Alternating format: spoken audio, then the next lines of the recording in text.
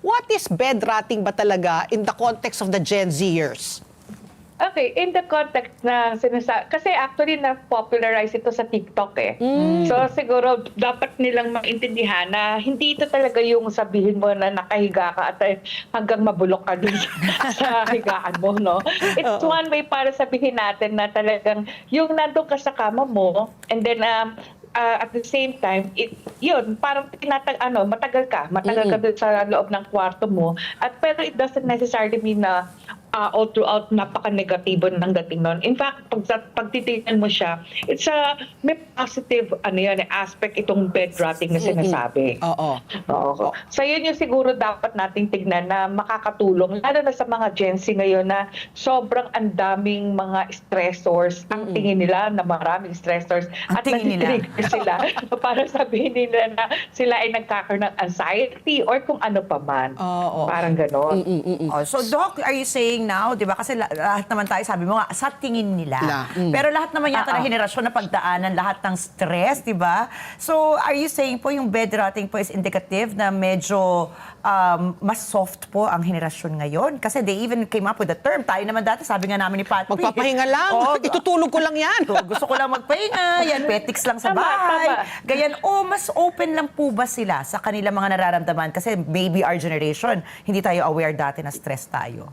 Okay, siguro kasi unang-una, no, lahat halos ng mga Gen Z, isa sa kanilang mga sabihin na natin, naging tatak na characteristic, magkaroon ng mental health awareness. And when you talk of bed rot, ang unang sasabihin nila, stress relief ito. Nakakatulong ito para matanggal yung stress ko. Tapos, hindi ka ba natutuwa ka, mami? Kasi imbis na FOMO, JOMO siya, joy of missing out. Ibig sabihin, mas gusto kong relax.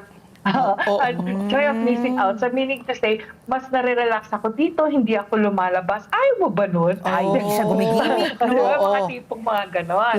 At the same time, siguro isa pa rin benepisyo niya is yung the fact na talagang yung relaxation na nangyayari dito, umaabot siya sa punto na talagang magiging beneficial siya. Halimbawa, the following day is Monday, mas makakapagtrabaho siya or mas magiging aktibo siya sa eskwelahan, yung mga tipong ganon. So, pero syempre, may negative side yun. Okay, ano yung negative side? Yun nga tatanungin ko rin di ba? Kasi parang okay lang ba talaga nakakulong sila? Kunyari yung weekend, Saturday, Sunday, walang labasan na ba yan? Ano yung mga negative aspects? Kung ikaw ay isang magulang, parang sumusobra yata na to sa bed rotting, hindi lang bed rotting, parang papunta na yata sa depression? Sa depression, anxiety. Siguro nga, parang Pat Pinat Doc, yung tanong natin, ano yung threshold? Ilang oras ba, gano'ng katagal bago masabing negative na?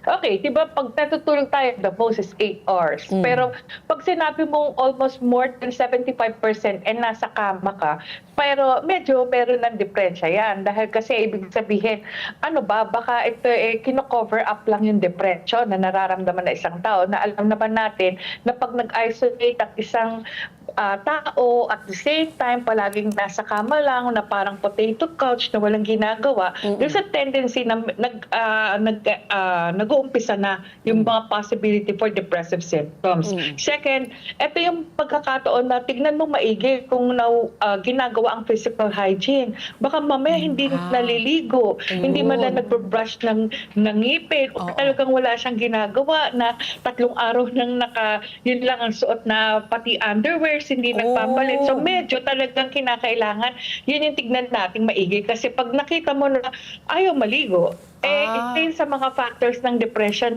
yung hindi naliligo for 2 days, 3 days, yung mga tipo ganyan. So